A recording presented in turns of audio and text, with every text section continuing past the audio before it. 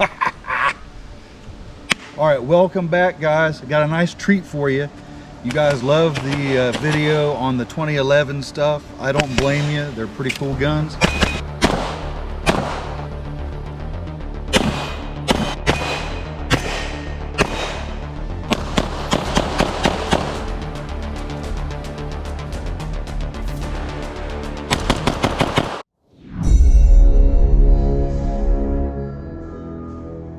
Who I have here today is Lucas Craven.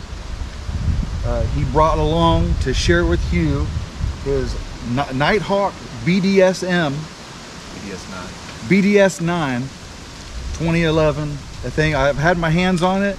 It's a pretty nice little shooter here. So if you don't mind, Lucas, kind of tell us about yourself, how long you've been shooting, stuff like that. Just let us know about you.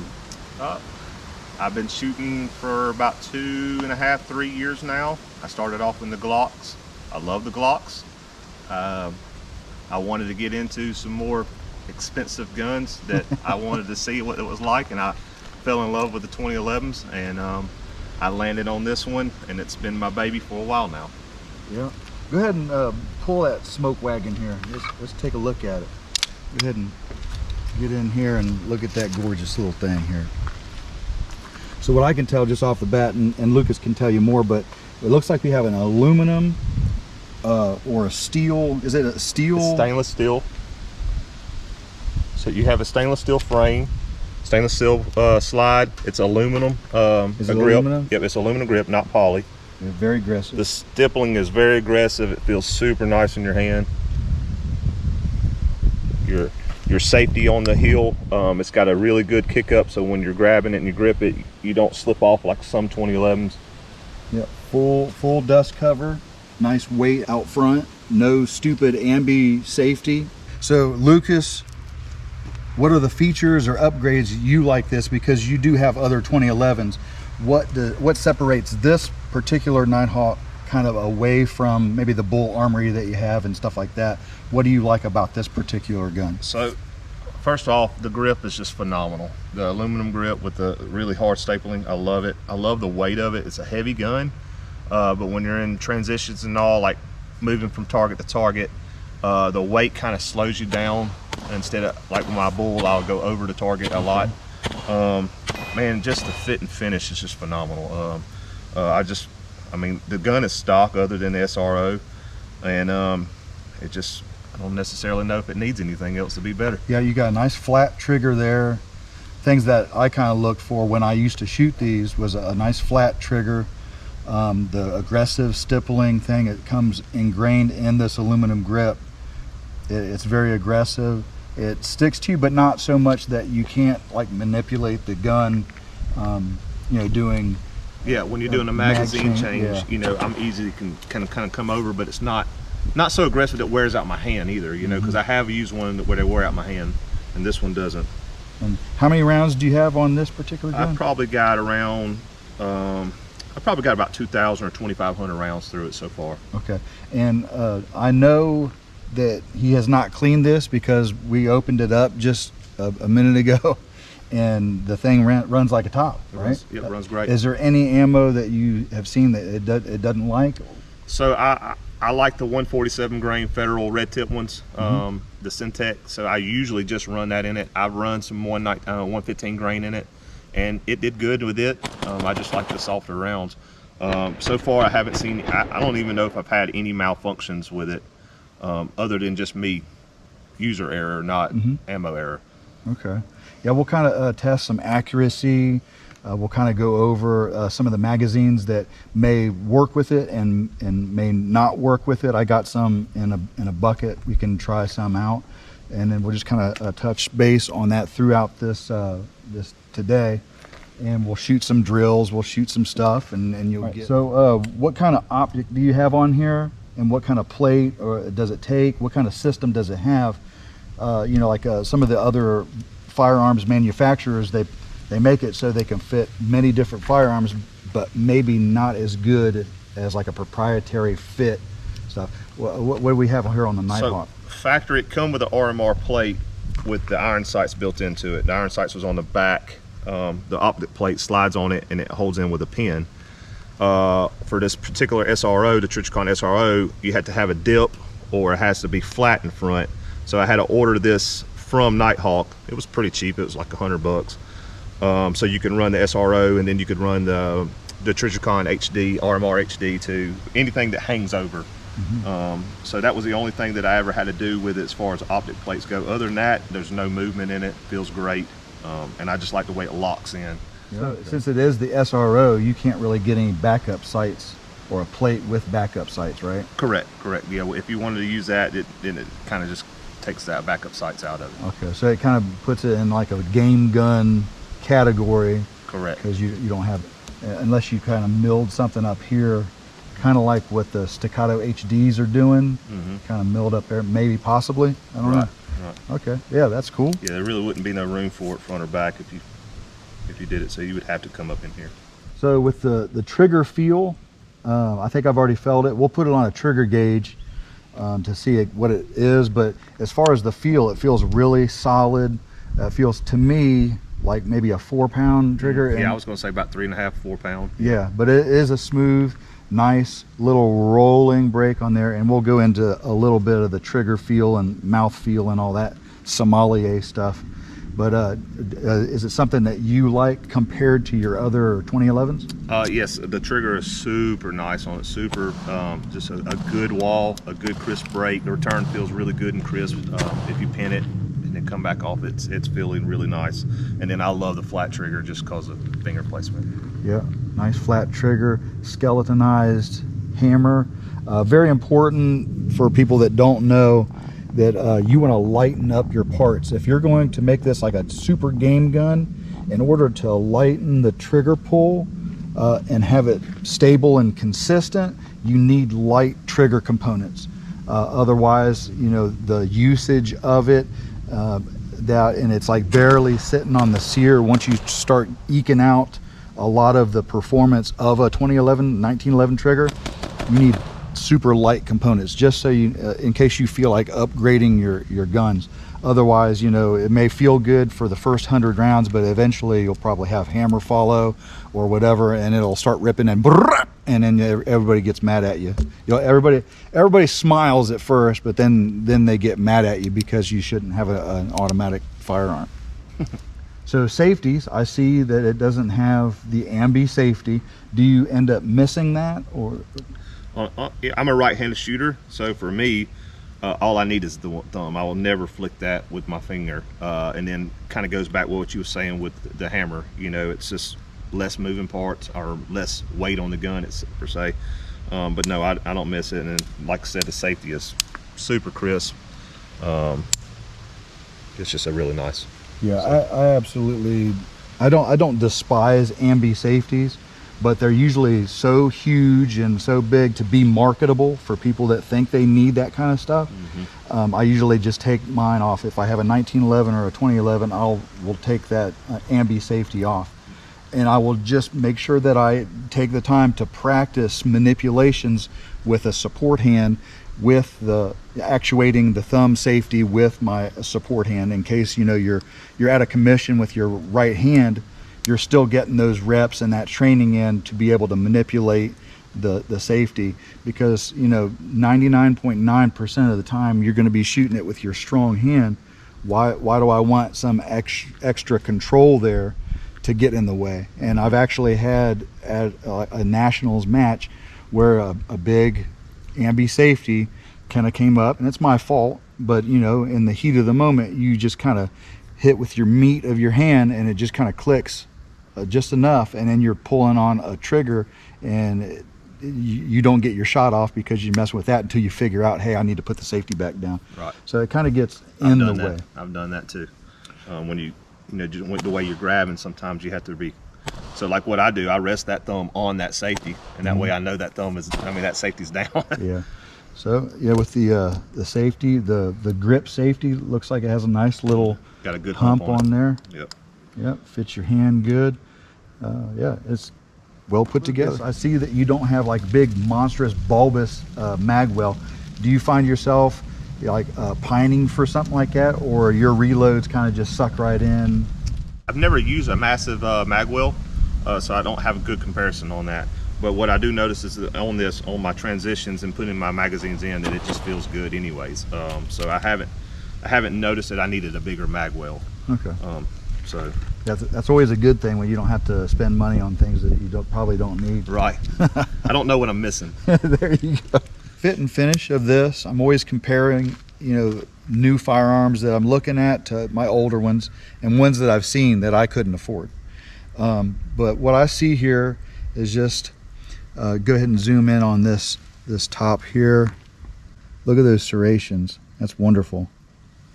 All the way down to where it goes to the port. All the way down here. It's just so uniform. So those little things add up. And then what I kind of just like look for is just where edges meet edges and stuff like that. Just to see, this is like you're holding a timepiece, made by some Swiss feller or whatever, but just like some guy that just has that monocle, just going at it with like an old timepiece, or Almost like a watchmaker. yeah, have a cuckoo coming at you, but seeing all the little edges, feeling for anything that bites in you. Want to make sure that everything's just kind of melted, all these bevels and everything. It's a very beautiful piece.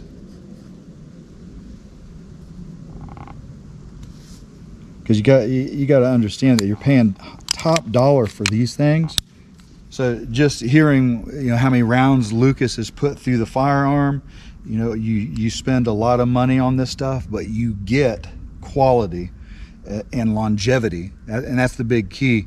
The cool thing about the market nowadays is you have 2011s getting more accessible to people that haven't been able to shoot them. The 2011s has been on the market for so long, the STIs and the SVs and stuff like that from that old guard that brought them to life. Now the younger folks are coming in here and being able to shoot these things.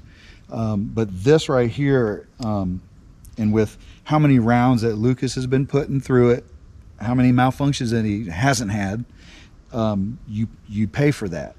And the quality in this. And I'm anxious to see what kind of accuracy we can get today to be able to say, hey, it's worth the extra money to get something like this.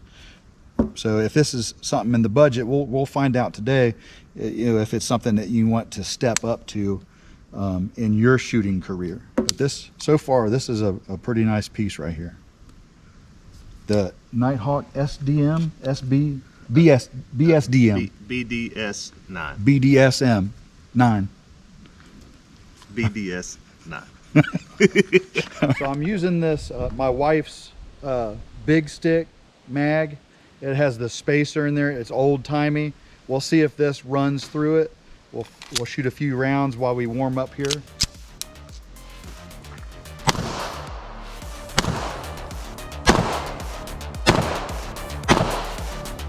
So I got Lucas's BDSM gun, Nighthawk.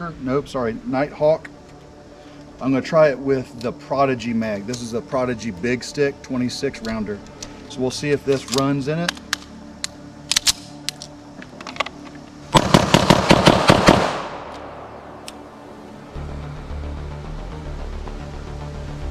That felt pretty good. All right, so this time we're going to go ahead and try the Checkmate magazine. This is a 20 rounder. Let's see how this does doing this little drill. So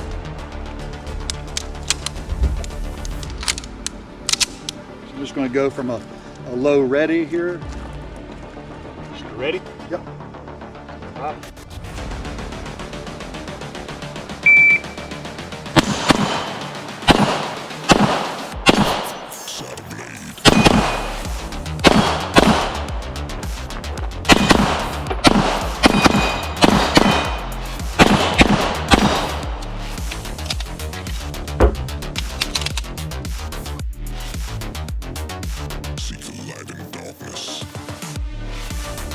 Now we're going to try the MBX 141 millimeter magazine meant for limited optics. We'll go ahead and see if this works, and then also drops free for us.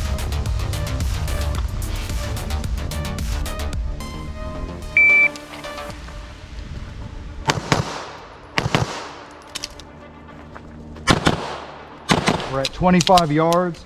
We got some homegrown, nice, accurate 147 grains. And let's see what happens here.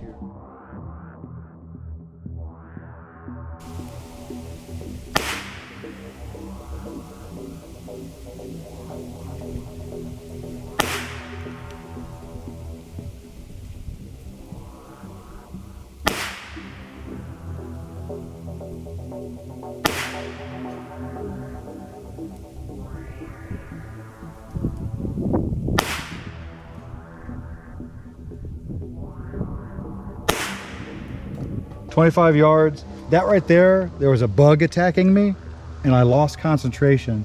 But here's a little group here from 25 yards off a bag. So we're gonna do a quick, just kind of like feel of the trigger. Then we'll put it on the trigger scale. So I'm just gonna give you my feel and my interpretation of what it feels like as we prep the trigger and increase the prep. And as we add pressure, add pressure, add pressure, add pressure, add pressure, add pressure. Very crisp. It's not like a 90-degree crisp, but it's like basically kind of like just, it's a good surprise break, but it is still crisp. It still has a definite wall, but not so hard as to throw off your shots. It's just, you think about adding pressure, you think about it, and it's like a surprise break. It's very, I think it would be very conducive over time to a good target trigger. But let's just see what it is on the gauge.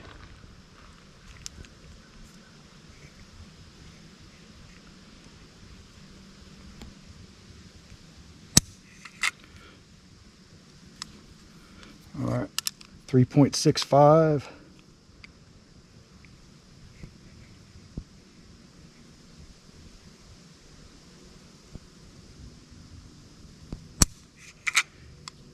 Same. I'm trying different spots on the trigger as well, just to see what kind of anomalies we get.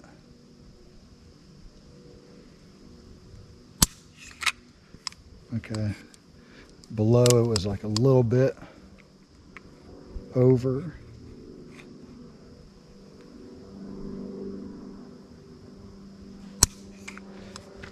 Yeah, so that's pretty consistent. It's under 4 pounds. I would say an average of probably 3.70, something like that, but it is very consistent. Lucas, the time that you've had the gun, have you felt the trigger change at all? Yes, well, in the beginning it was a lot more stiff. Okay. Same with the slide too. The slide was a lot more stiff. Yeah, so it did break in. There's not a lot of, there's actually Zero point. Yeah, I mean, it is like just slight, so the slight, just the play. Yeah, it is well put together. And for having like what, 2,500 or more rounds on it, and it's only going to get sweeter. The berry is going to get only sweeter, the juice with this thing as it ages. Because I mean, the more it kind of opens up a little bit, the tolerances, it's going to be that much more reliable. You'll be able to run it super dirty, and I mean, it's super dirty right now. Yeah, that's nice. Beautiful, beautiful gun. Final thoughts: Nighthawk BDS9. We shot a little bit today. We kind of got our hands on it, got dirty with it. We tested out accuracy. We tested out the speed and consistency, the fit, feel. Really good, I think. I mean, of course it's your gun, you're gonna be biased, but what, after running it today, how do you feel about your gun still? I feel like the gun does well. I think Lucas needs work, but the gun did well. I think everything's good. We're on the right track here. So what we did was we shot a little bit of steel, we did a little bit of movement, did a little bit of reload practice and everything like that. To me, it operates exactly like a 2011 should. There was no hiccups or anything like that. What I look for, or what I'm aware of, is like something like this quality is usually a tight fit, and it is so, but it's not as tight as to induce malfunctions or anything like that. Everything was working in unison. Whoever put this gun together did a really good job. Lucas did a good job of breaking it in. It works. It feels really good and smooth. Yeah, I was really happy with it. I definitely wouldn't say anything bad against the gun or push anybody to stay away from that kind of stuff if it's in your budget. It is a higher tiered gun than what we're kind of used to nowadays. When we go into the gun shops, we're seeing a whole bunch of more budget friendly guns.